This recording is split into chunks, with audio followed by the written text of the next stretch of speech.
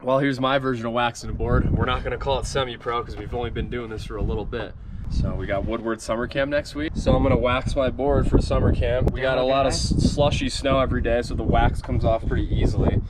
And yeah, I like to wax my board pretty frequently in the summer if I'm at High Cascade or at Woodward, because that slushy snow takes it all off and we want speed for jumps. But this is the Mike Green version of drip all over it. Drip's a cool term these days. I don't really, you know, Chad did some of this, which I'm kind of wanting to adopt because my drips are getting super thick. What kind of wax do you got? I'm on the Chad Otterstrom, all temp wax. Bluebird wax, it goes on real smooth.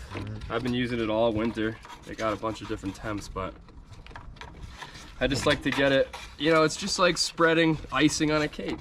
You want to get the whole thing, it looks good for you, it looks good for the guests. Base. Get those pores open. It's always good to wax in the sun. Yep, we're lucky enough to have a beautiful day in Colorado here, so not only do I have the iron getting the wax in here, but we got the sunlight. Something like 300 sunny days a year, maybe more. Yeah, it's probably more. The rest of them are champagne powder days. And then people still complain about the rainy ones, we don't know why. But as Chad was saying before, try to get the entire base of the board. It seems like you don't really touch your nose unless you're Lenny Mazzotti and you press all the way to the front. Whenever I try that, I always do a big old front flip. Yeah, you don't want to see me nose press. But yeah, this is, don't ever leave the iron on one spot too much, because you know, you might melt your board. What board is that? This is the Academy Propaganda 153, 2021. Look at the blue. Is that your summer whip? This is gonna be my summer whip. I'm super hyped on it. Yeah, so keep it in the sun for about 15 minutes. After that, let the pores soak in. What do you keep the temperature at on the? This is 120. 120. Each wax has a certain type of temperature to wax with, and you could see it. If you do it too much, it'll be smoking. So the main thing is you don't want to just hold the iron on the base. Yeah, for too long in the same spot. Always be moving it around. It's kind of like if you were, I don't know, putting something hot on your skin. You want to just move it around. You can't be melting it. So no.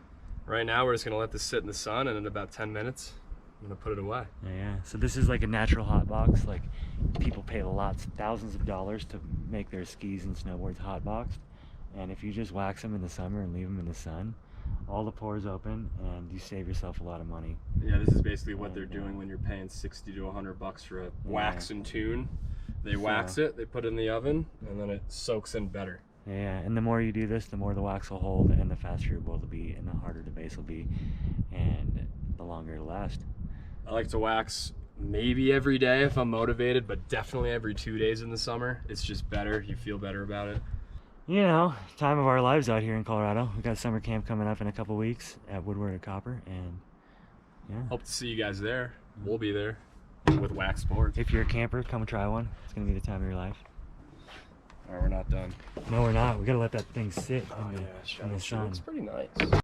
Yeah, so after I'm done waxing, if I was going to the hill tomorrow, I wouldn't even scrape it until I got there. I would have my board fully set up. It'd still have a coat of wax on it, and just, you know, whenever it's convenient before the hill, just get a nice scrape off, and you're good to go. Right, you use a brush it off. There's a brush around, you can use it. But get a little brush action, just wipe it all off, get the wax in there as best as you can. And usually with one run though, you kind of get some texture in the board with the summer snow. And yeah, that summer snow is pretty gritty, but it's always good to wax. You don't get caught up in those little areas.